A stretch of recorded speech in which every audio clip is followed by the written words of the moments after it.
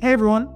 So today we're going to talk about one of the fastest growing segments of the workforce, which is frontline flexible workers.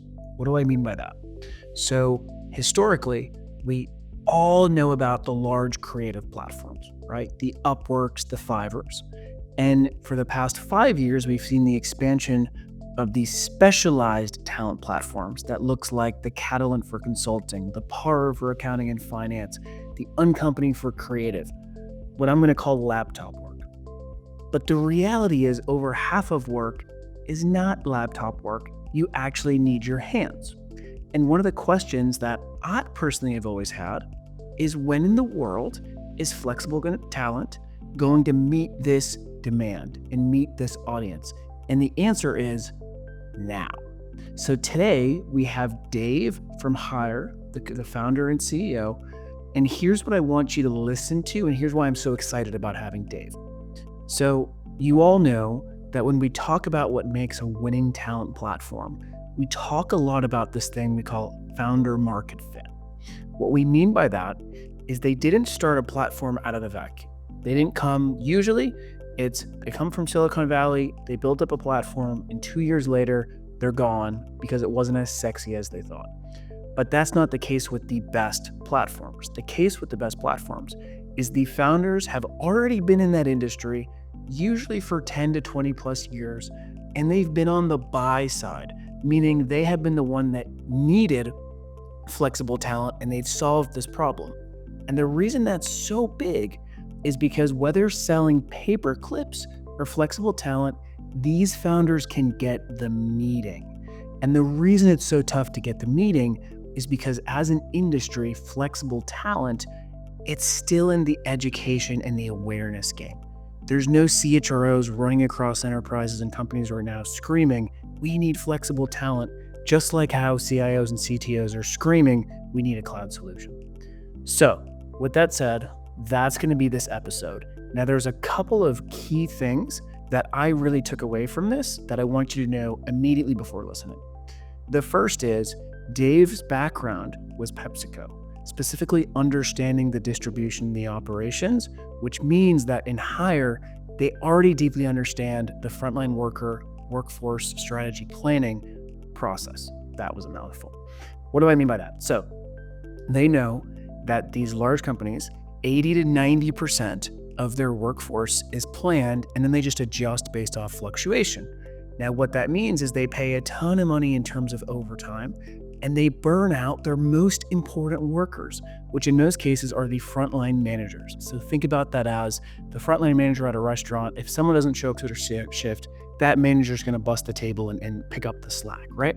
So that was the first key insight, was the planning is structurally not ready for the amount of scalability and elasticity that the current economy has, right? They're only 80% of the way there. They need flexible talent.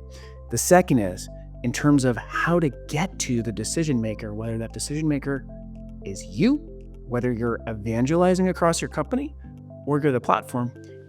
In Dave's case, you need to go to the VP of operations, and that VP gives top-down blessing to then allow the whole team to start to embrace these flexible talent platforms. All right, I'm going to shut up and you go enjoy the episode. Then most importantly, go drive change. All right, Dave, it is a pleasure to have you. I'm the outside one. You're the inside one. Thank God, because where I am outside is really not cold, even though we like to fake it. But so let me tee this up a little bit for you. So for the past 10 years, I've been deep on the freelance, fractional, sort of like digital external workforce, right? Now, I've met a bunch of developers, designers, everything that is basically on my laptop. But the real potential is, hey, where's the real work, right? And so it's funny, for the past 2 years, we've been fighting a lot of the, hey, freelance doesn't have to be sort of remote. It can also be on site. And you are going to like totally warp our brains in terms of, hey, actually that truck lift, that hospitality, that, frontline workforce can be. So I just want to say we're so pumped to have you. And for you listeners out there, your brain is going to explode because you're going to be thinking, I'm so excited that flexible work is touching this. So I guess first, Dave, let's just kick it off with a little intro on yourself. And if you choose, the next question we'll get into is how'd you get in, how'd you start Hyer and sort of what was that journey like? But yeah, a little intro on yourself would be great. Yeah, so that's awesome. I'm excited about this. As I prepared, I was thinking, boy, there's so much to say, so little time. But you're right. I think we're kind of in a unique space. And I don't know, maybe right up front. So Hire is a two-sided marketplace, right? But it's focused and it's directed at kind of the general workforce, right? So kind of the hourly workforce, which is massive. It's just under 80 million people. I mean, it's big and they're critical. So that's what it is. And we really focus on workforce optimization. How do you leverage, external tools, internal tools to do that? And I think to me that's the most exciting. But my background. So I'm originally an East Coast guy, born in Boston, grew up on the East Coast, Connecticut, New York, all of that. I'm living in Michigan now. So I know cold. You look cold, but I'm not sure, it's the same cold. Dave, I'm a Boston guy. I hate to break it to you. I was an hour north in Newburyport, and the second I left for San Francisco, my blood thinned, and I can't do it. But so we can go toe to toe on cold. That's good to hear. I was born in Cambridge, so my whole family's Boston based. So, and funny enough, so anyway, my background. So 37 years with PepsiCo beverages. All right, so I was hired right off of campus. I was a management trainee. Right, it's kind of a funny story today when I look back. They offered me $18,000 to start, and I thought I'd never seen that much money, and I was happy, right? And then they told me, because I was working out of a distribution center, that I had to get my Class 2 license so I could drive tractor trailers in case the guy on the route can't deliver. I got to go deliver. And I thought, that is the most awesome thing I've ever heard. You're going to pay me that amount of money, and I can drive a truck. So that's how I started. I worked, in a number of different capacities, 37 years. All the way up to cycle through a couple executive roles. So I had a wonderful time, great company, and I retired for a weekend, and then I started Hyer. But along the way, I did a lot of stuff. I worked in our food service business. I ran a retail in the Midwest. I was what they call a VPGM. I ran one of the mega markets, big markets for Pepsi. I ran their operations out of our headquarters. I ran marketing for the largest bottler, which was a trip because I didn't know much about marketing, but I was asked to do that. And then the last 8 years, when I was sitting in Rye, New York, I worked at a headquarters and I was asked to lead this big sales transformation effort. How do you build best-in-class operations within Pepsi beverages? And so that's it. Retired. When I did retire, my wife was ready to go on trips, and I said, "Well, wait a second. I got this little project I want to get started." So that's my background. So if I were to summarize that, I would say didn't need to, but boy, you can't retire, and that is a very, very common story. There's one of our former partners, John Younger. He thought he would retire, and I think he lasted like 2 weeks. We're like, no. We were surprised he even went a week. But so, I got a really funny quick question for you. And you've listened to the pod prior, so you know some of the questions. You can't script them. Yeah. Is there anything that you have learned by growing up in Boston or having that as your roots that has really stuck throughout your corporate career? Because I have some things, but I wonder from you as a Boston, through and through, is there any specific Boston things that you're like, yep, all right, that's Boston?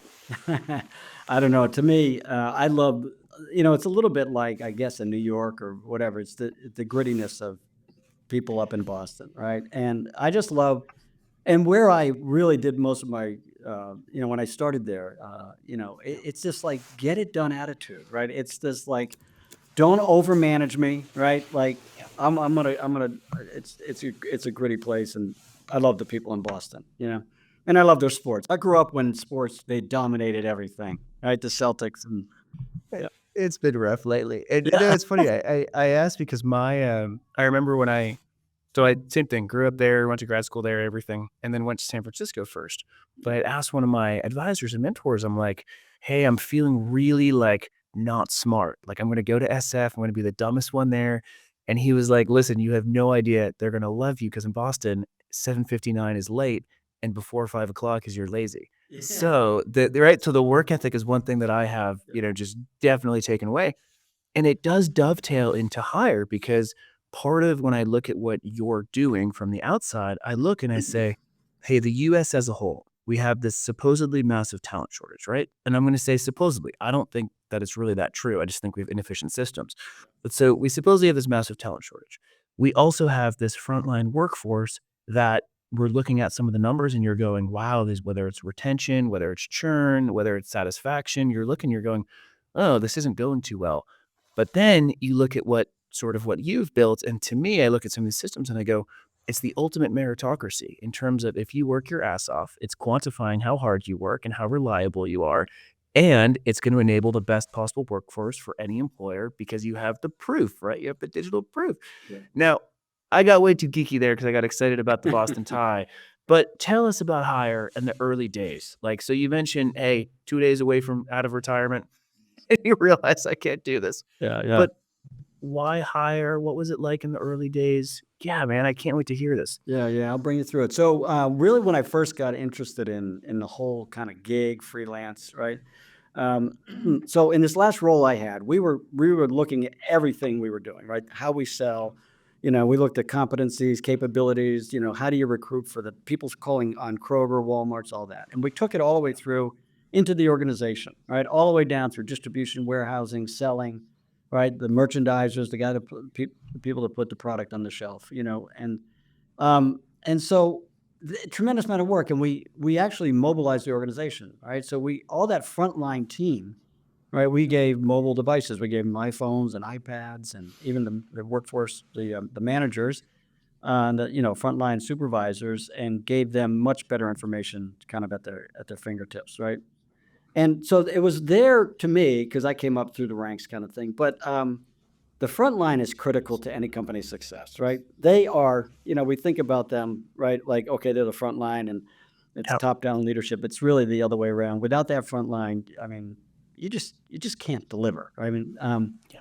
and they make everything kind of come together, and they're asked to do a lot. They're very demanding jobs, right? So when I was thinking about that, and I was thinking about layering things like absenteeism, turnover. You mentioned it, churn. You've got all these issues going on at the front line.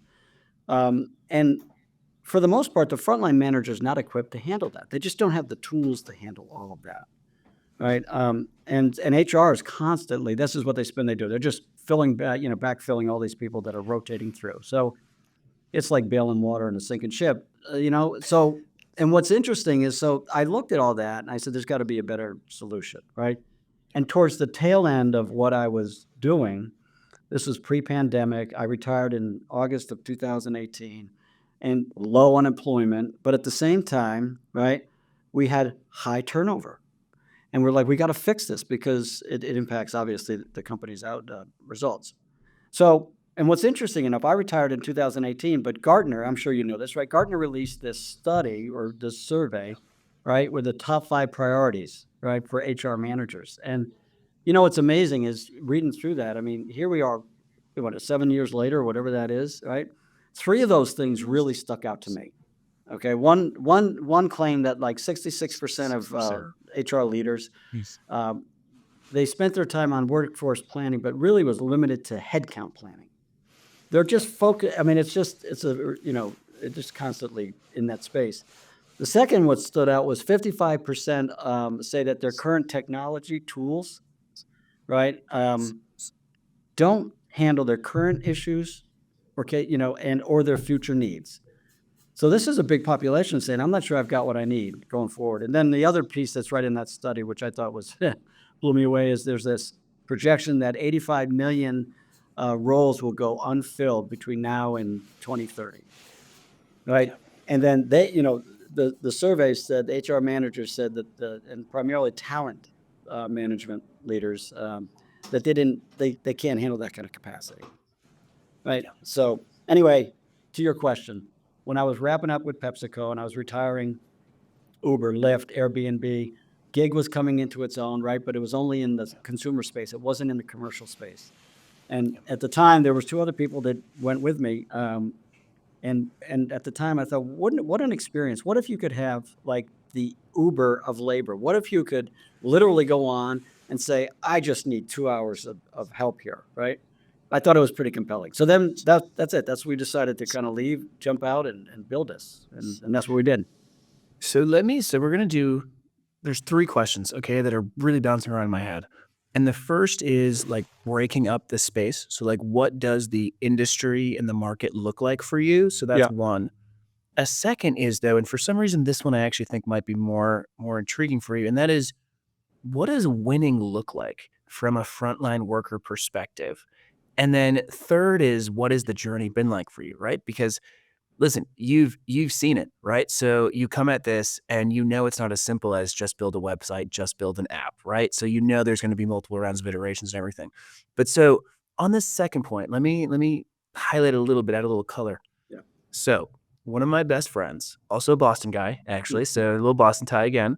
But so he played major league or he played professional baseball for 6 years. Okay, and as you know, in professional baseball, you get paid total crap if you're not in the majors.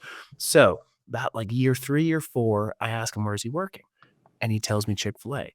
Now, my assumption was, and this guy is like a Wake Forest grad, genius. He's probably listening to this. So if but so he brings me to Chick-fil-A. I'm thinking in my head, oh, okay, he's got a corporate job, right? He's Yeah. probably like data analytics, PM, whatever it is. He brings me to the Chick-fil-A actual restaurant or store. And then I'm like, okay, you're a manager, right? And he goes, no, I'm a cashier. Now, my assumption, right? My assumption was, and this is super, super like whatever, like white collar, laptop, whatever. My assumption is, why would you do that? Yeah. Right? I'm like, why should they? He was so proud of the culture and the frontline worker experience that Chick-fil-A had put in place that it then totally revamped me to go, oh my God, this is sexier than any sort of business Right. strategy, Yeah. mastering the frontline workforce. So I wanted to add that color, as well as we're in California right now. So we went to In-N-Out Burger yesterday.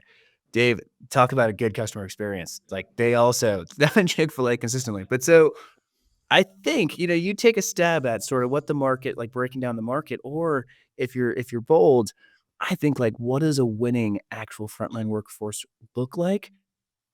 That could be fascinating. Yeah. Yeah. Well, it's interesting. I think a frontline workforce, when it's really working well, I think it's about flexibility. The whole idea of schedule flexibility, having more flexibility in my work, is to me an emerging topic, right? So, and it's forced us to look at things differently.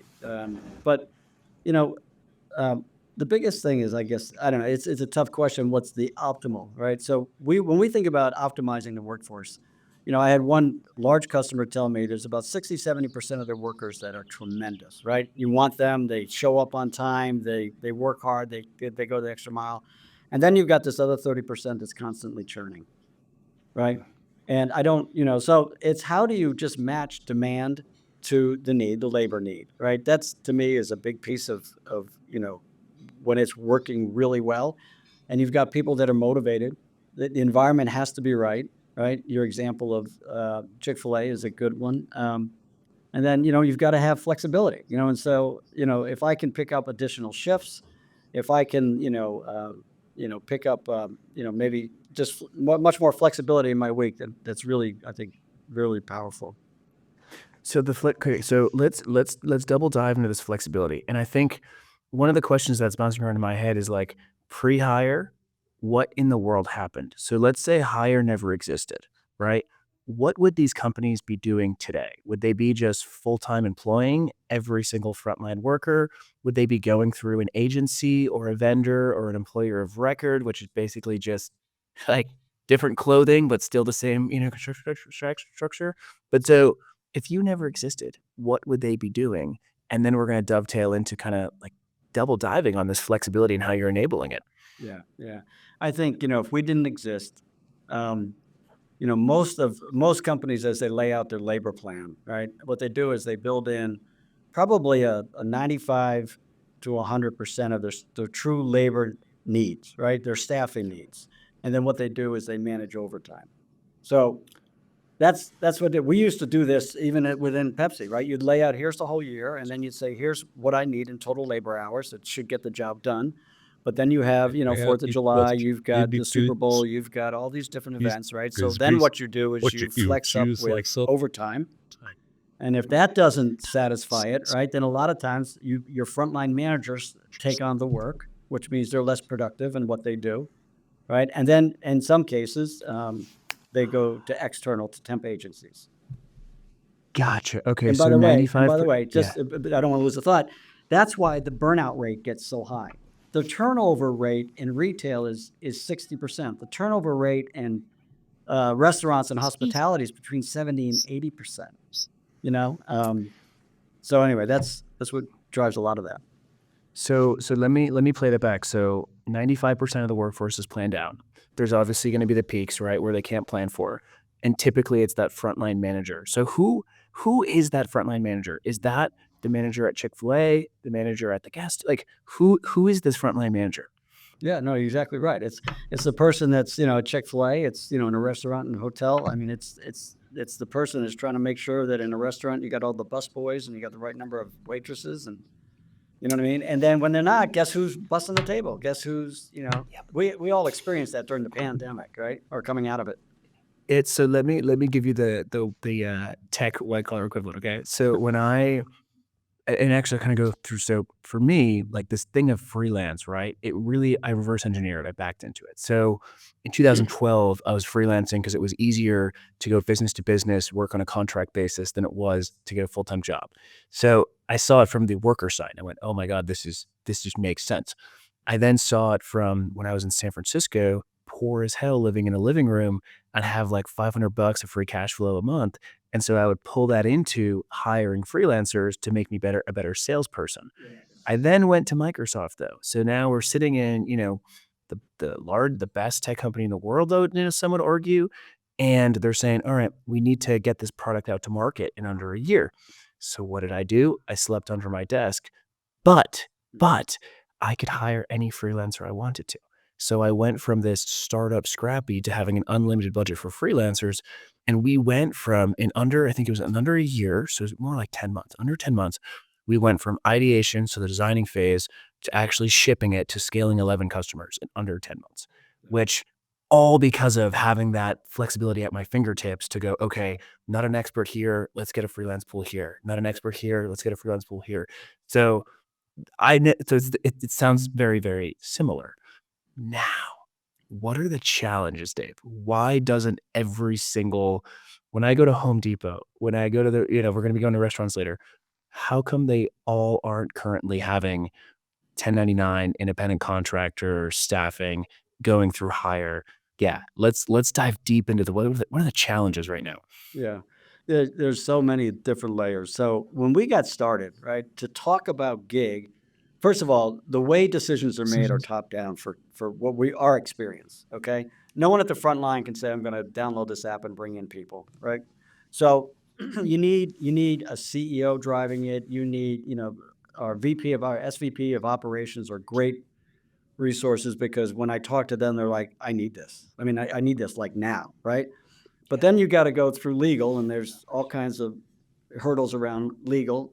And then HR gets involved, and it's early on, it was not part of their agenda. It was just not part of what they were trying to accomplish, right? They've got their hands, they're working on culture, they're working on talent acquisition. They're working over here, So, part of it is getting through that, right? And I got to tell you, I mean, most people in more senior levels are older folks, right? So gig is kind of a new concept for, labor, for general labor. So that's a hurdle. The other hurdle is, when you've got legal and procurement, and they've got different initiatives, right? So legal is trying to make sure there's no exposure of any sort, of any kind, right? And then procurement's just trying to get the best deal, right? And so you've got a lot of hurdles to get through the organization, along that line. So I think that's probably the biggest challenge. Yeah, because once you introduce the technology, once you introduce it, people love it. It simplifies, everything. So let's double click on the first, we'll say the first 90 days post approvals. And so, because that is also consistent, right? Where once you get it, like, obviously, do you want an abundant source of talent? Yes, obviously I do. Do you want to be able to access talent in 2 to 5 days? Yes, obviously I do, right? Do you want to be able to engage with talent in a way that you know exactly what they've done prior, not just a paper resume? And if it doesn't work, no harm, no foul, you can end the contract, tomorrow or in the month. So, okay, obviously, right? Common sense says, yes, I want that. In your case, it's the VP of operations who has to go, yep, I top down approve this. Now, I wonder like time. And because some of these people listening, right, they are the VP of operations. And part of what's going on in their mind is, duh, I need this, but what am I in for? So, I mean, are we talking like 6 to 12 months of working across HR, legal, procurement? Are we talking, hey, we can start hiring today, but then we're going to have to go progressively through a pilot and then a build process? What does the timeline look like of, okay, VP of ops Right. hears about you, and now we're actually, this thing's pumping. Yeah. So it's interesting because you could break that down. So enterprise is like a Yeah. 6 to 8 month cycle. It's Yeah. crazy. It'll Consistent. work its way through. It really is. It's just it's really hard. So that's difficult. You got to work through all those layers and got to get approvals and all those types of things. When you get to small and medium size, we can turn people on in 24 hours, and that happens. So that's much easier to just work through all of that. Then once you in a larger customer, once they said let's try this, right? Then we try to break it down to a location or two, just to make sure they're comfortable with it. And we're truly on demand. So you mentioned earlier, like 2 to 5 days, you can get people in. You're No, you're like this. you post it like the day before, and you can have someone there that morning. You post a need for the afternoon, that afternoon you can fill that, right? So which is I think really works well. But you've got to work with now. Once it works its way through the organization, what you've got ultimately at the end of the day is the frontline manager, right? Who's managing that workforce, who, by the way, has got a million balls in the air because it's the same person that's pulling a shift or covering for someone who called out sick. So we work very closely with them, and then it's pretty simple. We try to build, general rule for every time you need an opening, you want 10 resources to be applying for it, and that's what we try to build to. We don't always get there, but we get in that 6 range, and it's pretty powerful. And then the one thing people don't realize is once you start, there's all kinds of capability in the technology. I can badge it. So if you worked for me and I liked you, I'm saying this guy was great, man. He was productive. I badge him, and now I have this short list of people that are just really, really strong. So this is what that was okay. You just answered exactly where my mind was going. So part of me was, part of what's really interesting, and I'll give you a little spin of what we're seeing on the sort of white collar creative. I'm going to call them laptop worker side. So if you look at sort of the big platforms in the past 6 years, Upwork and Fiverr are the two biggest, right? So two public companies, they're the biggest. Now, if you look at their stock reports, not doing too well, right? So as an industry, freelance marketplaces is not living up to its what could have been potential, supposedly, right? Now, if you look at the why on the front line or on the creative side, it's usually because there's a service layer that's required, and it's not as simple as a self-service marketplace. Now, there's also some metrics that if you look at, you go, ooh, well, this was kind of telling the story prior. So if you look at a large marketplace, there's usually less than like a 10% actual activation rate. It's usually much smaller. It's usually less than 1%, meaning that 1% of freelancers have even logged in the past month, right? Yeah. If you look at the better ones, the ones that you're seeing like 10 to 30% growth across accounts, they have strong relationships with their clients, they're sticky, they have high retention, you name it. You see it looks more like 40 to 60 because they have a close relationship with that pool. So Yeah. you started to answer one of my questions, which was, how do you enable retention? How do you enable repeat usage? How do you enable reuse of the same talent? And you started to talk about it with badging. But how do you all think about the talent side? Like if I sign up to hire as an individual, as a freelancer right now, is the assumption that I will take on, you know, uh, 5 new clients in the next 6 months, that I'll stay on like how do you feel about the freelancer side? Well, the freelancer side is think about it. We did a whole motivation breakdown. What motivates people, right? It's what's my drive to the particular. We call it a task, right? Because they're not jobs, they're tasks, right? So how far away, how much am I going to make in total, for this particular task? They have visibility to all that. We have them, they can see it on a map. That's really important. Flexibility, right? That's another one that's really important. And so we track all that. But the people that are on the app, who download the app, are there by choice, right? And it's amazing, so we get really we're very sticky on our people that have downloaded the app, and they like once they find a place. And by the way, another thing that's really important is how does that account treat them? And I'm lucky enough where there's a lot of people that say I'm treating them like they're mine. Like when we have a pizza gathering, they're there. And they really they respect them and they take care of them. So those are the biggest things. Those are the motivations that make people say I'm going to go. And once I'm there, then they'll repeat, and the same customer is Yeah. again and again and again. And I assumed when you thought you were going to do Uber for talent, you didn't expect how good of a relationship you would have with your talent, right? Because if you look at the Uber example, Uber drivers don't feel like they have affinity to each rider. But with what you're doing, they do. And that's where good clients, they do have to treat their freelancers right. And you're the enabler of good relationships, right? Yep. Unlike where with Uber is the enabler of just getting to the airport. Right.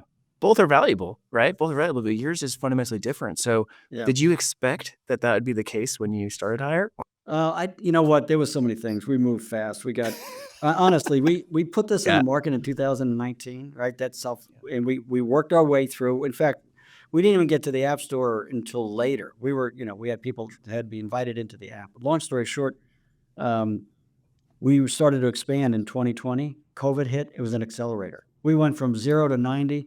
We didn't even have a chance to scale this thing. It just happened, and thank goodness, we performed really well. We scaled fast, so we've learned a tremendous amount along the way. The thing that's really, I think, impressive is first of all, when someone uses our service and they get someone in and they like them and they want to hire them, no charge, no anything, and it happens, right? About 27% of the time, people will actually accept the job offering. But yeah. Yeah, there's a relationship that's being built on all of these. In fact, one of the challenges we have is that when you post out a task, you post it publicly. Anybody who downloads the app in 50 miles sees it can respond to it, or you can post it privately. And what happens is once companies become familiar with people, they're just putting it out to private, and we keep saying no. You want a 60-40 split here. It's good for everybody.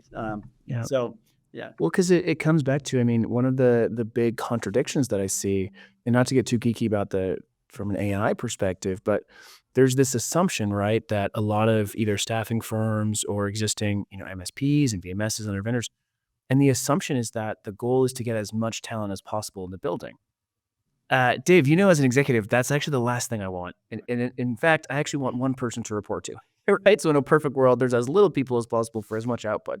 So, part of what you're hitting on is the fact that you're enabling these companies to scale they want to scale versus a staffing firm saying, here's 100 bodies, you should hire all of them because here's our fee, right? You're not saying that. You're saying, hey, let's match whatever the market demand is with what your output is needed. So no, it's phenomenal. Now, when you look at hey, the top 3 things that your clients, so the customer side, when they have that aha and they just love you, what are those 1 to 3 things? Is it just as simple as they're consistently finding talent? Is it the user experience of the app? Is it the quality? What are some of the top things you're hearing them always say? The biggest thing we hear is I use it when I need it. So, and some of the customers, instead of staffing at a 90% staff, they've dropped it down to 85% because you have all these peak in demands. And then what happens? We did a study with one company. They sent us all of their demand, and they sent us their straight hours and their overtime hours. Right. So we plotted it out, and it was a great exercise. But what happened is you've got anytime you hit these demands, you're paying a premium, right? You're paying the overtime premium, and there's nothing wrong with overtime, right? People, they're going to get their overtime. But then what happens is even when it's not a high peak demand and it's regular time, you still see overtime. And it's kind of like, well, because someone's on vacation, someone just quit, right? Someone called in sick. So anyway, long story short on this is what we find is what we hear a lot is, look, I can staff lower. I know when my peaks are coming and I can bring people in, and I've had them in before and I trust them and they can do the work that I asked them to do, the tasks. And then after that, I'm not holding that cost. A good example is we started with a florist chain, right? So they got 17 stores, and we started when they were rolling into Valentine's Day. Valentine's Day for a florist is like the Super Bowl, right? So the majority of them can't handle the demand. They don't handle the demand, and they just give up on the revenue because there wasn't a way. Now they come in, they bring in a bunch of our taskers, they perform what they need, right? And then the next day they're gone. You could never ramp up and ramp down in time. And so it was a lift on their revenue, right? And it was not at a premium. It was not at a premium. It was at straight time versus all overtime management. So yeah. It's such an interesting. So one of the going back to the VP of Ops hears about it, but you have to actually get it across the line. So one of the business cases and the problem statements that we're seeing actually work. And to be honest, I find it so boring, Dave, and so not directly correlated to any like direct line of business ROI. But so one of the slides we're seeing that works is that if you don't ship on time within 6 months, what do you think the anticipated revenue impact is if you don't ship within 6 months? And this is for Fortune 500s. Yeah. Boy, I don't even know. It's got to be big, right? So I don't. It's 50%. It's Yeah. 50%. Yeah. And more than that, I think it's like a 12% stock dip. And so, I mean, yeah, so if you're not shipping on time, now you extrapolate that to, I forget exactly what study it was, but the leading reason for not shipping on time, like 64% of the time, it was talent. So I was like, okay, obviously you can't. So there's a direct. Now, what you're talking about, which is you lose the anticipated revenue, which is so crucial, not to get too geeky, but in a digital world, every customer you lose once, you might lose forever just because their digital footprint now belongs in the other app. So crucial, crucial, crucial. Now, as we get into the last segment, Dave, I wonder, from your perspective, because part of what we've learned, so far, which has been so fascinating, is you didn't come into this to say, hey, I'm going to go build a freelance platform, right? You came into this saying, hey, I've seen PepsiCo, I've seen how the frontline workforce isn't working. Here's the solution for it. Second thing we've learned that's so crucial is it's not just as simple as here's an app, go nuts. You also understand the buying process, the operational process, and it's the VP of Ops taking it. So that's huge. Third is this business case of scaling up and down. It sounds cute in a Harvard Business School, Harvard Business Case Study, but you're actually doing it when you're saying, hey, this 17 floors can turn into 60 if you have the scalability up and down and you can meet Valentine's Day. Now, time for you to show off and literally just like, what are some of the things you're most proud of in terms of customer impact, freelancer impact, team impact, you name it. Yeah, it's your stage, Dave. Yeah. We can't wait to hear this. Yeah, there's two things. One is, first of all, I'll just start with COVID, right? So we launched 2020, COVID hits. Suddenly we're going 100 miles an hour. We got customers calling us. We're filling their needs. And that whole time, so we were heavily weighted retail back then, right? And retail they were critical. They didn't close, right? Meanwhile, 120,000 companies closed, right? But retail stayed open. At one point, we were 20% of one of the customers' workforce. So yeah, when you had absenteeism ballooning because people were fighting through COVID and everything else going on, right? Well, everybody was at home. You couldn't go to work and all of that. But there were so many people that said, I'm willing to pick up whatever shifts, put me to work, right? And so motivated, and we filled 20% of a fairly good operation, good size operation.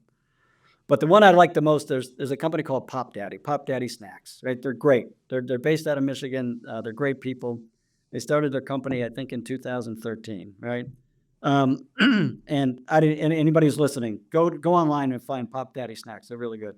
So we met them in 2021. That's when we met them, and they were like, they'd get this little surge, and they would be short-staffed, and they couldn't fulfill some orders, just like your point that you're saying before. And so they would use, Hyer. They'd get some people and get some tasks. So, and they had about 4,000 retail outlets, something like that, right? So then That was 2021. Now, fast forward 2024, they decide they're going to try to dabble in TikTok. So they go out, set out some videos on TikTok, and all of a sudden they start seeing the videos being, watched, and it goes from hundreds to thousands to millions. In 1 week, they had an 8,000% increase in sales. It set their business off. It paid off almost for a lot of their upgrades to their manufacturing. But they didn't have those people. So literally overnight, we provided all the labor. Now, I don't know if you know TikTok, but they have a lot of rules, right? So if you don't ship within 3 days, you get penalized. They avoided all that. We covered all of that for them during this huge spike, right? Now, a lot of that business stayed for them, and they adjusted and they staffed. So we're not supporting them at the level we did. In fact, it's much less, which is fine. But that's an example how you can really leverage and flex your organization. There's that. I mean, the reason we called it human cloud was literally because we were a bunch of nerds that looked at cloud computation, right, and said, "Wow, this created Instagram and all the companies we see now. How come it's not doing it for talent?" Right? So we'll just put human in the front and then figure out how to get everyone else to learn how to do it with talent. Yeah. So listen, Dave, as we close up, one thing very unique to you and our listeners is that you've seen what I'm going to say is both sides, meaning you've seen really, really, really high performing corporate executives, right? So you've seen that path. You've seen now building a successful business, right? To building a successful startup. What's that like one or two things that you would tell other founders and also that VP of ops who feels entrepreneurial and wants to be an entrepreneur within their company?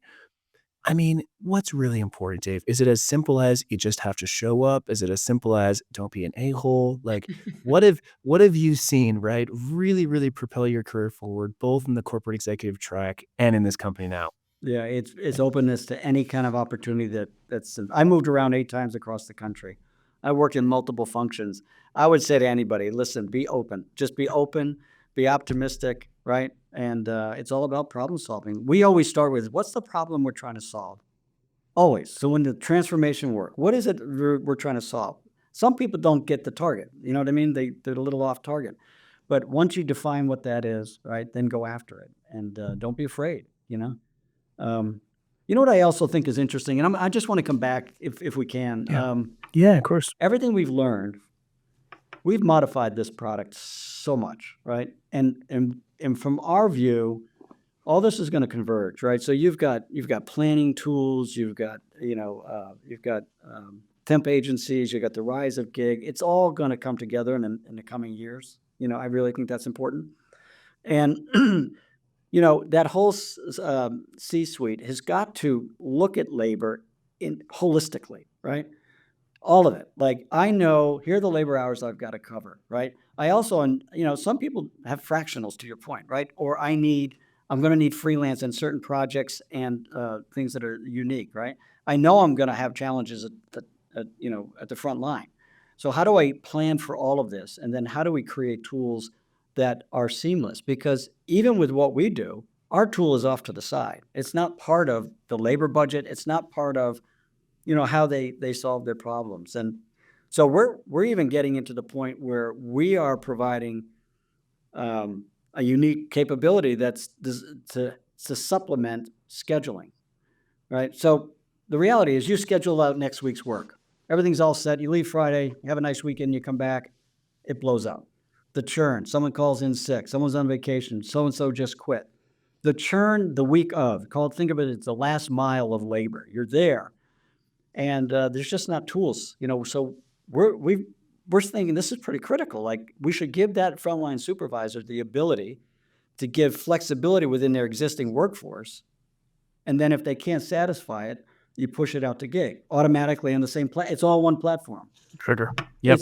So trigger. The future is really bright in this space. There's so much opportunity. Here's a challenge that we'll solve together, and you listeners, this Dave, I'm going to throw up this will be part of the closed door session. So you listeners, if you're on the public, you're going to hear it, and on the private, go reach out to Dave and talk about this ASAP. But one of the things I think that's the biggest blocker right now is that we say the words like contingent talent, freelance, 1099 independent contractors, independent workers, right? There's all these terms. But if we were to look at tangential transformations, what you would see in tangential transformations would be things like Salesforce, right? It would be like ERP systems. What you see is that there's a very clear buyer and there's a very clear ecosystem to make this happen. And this wasn't at first, right? So Salesforce figures out that they need to go in through the CRO, CTO, right? Microsoft 365, it's for that CTO. And they know, that CTO knows, this is what I'm buying. This is what, McKinsey did $1 million survey to tell us that we should buy this. And then I know there's M365 experts I need to hire to deploy this. We don't necessarily have that in talent, right? We don't have, this is the one end buyer, this is the CHRO, or this is the CEO. So together, Dave, we'll be building that out this year and the next couple of years, and we'll figure that out together. And for you listeners, this is a massive challenge that you all need to get behind as well. So most important question, Dave, where can our listeners find you?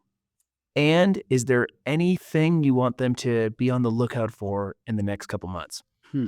So we're at gohyer.com. So it's go, and then it's HYER.com. That's the easiest way. It'd be great. Reach out. We would love to talk to you. So that's that. And then what was the second question? I'm sorry. I had a whole other thought going on. Yeah, no, got exciting things coming up. It might be a birthday, might be graduation, might be, right? Could be whatever you want. Could be a product announcement, right? Could be a feature release, could be a data report, whatever. Yeah. Well, we do have a product we're gonna launch. I think we got a big customer that's signing up and getting on board. But it helps people work and manage their internal labor. So if you're interested in that, that's good. And then it connects to gig. So that we're pretty excited about that. And then personally, I'm off to Nairobi, Kenya, on this coming weekend. So I'll spend a week in Kenya. So, wow, yeah. All right, man. Well, I can't wait to hear about that. And Dave, thank you so much for hopping on. All right, man. Appreciate it. Thank you.